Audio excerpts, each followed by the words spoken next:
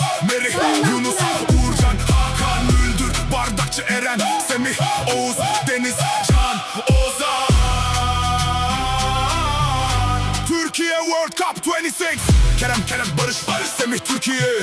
Ferdi, Mert, Merih, Türkiye. Kaptan Hakan, İsmail, Yüksek, Salih, Türkiye'nin aslanları tam gazileri. Hücumdalar bak Barış, Semih ve de Kerem'i. Altın jenerasyon bu dedik değil mi? Milli ruhu benimsersek görürüz finali. Süper çocuk Arda, süper yıldız Kenan. Ay yıldızlı formayı versen onlara inan. Orkun, İsmail, Salih, Vallahi vuracağım sana.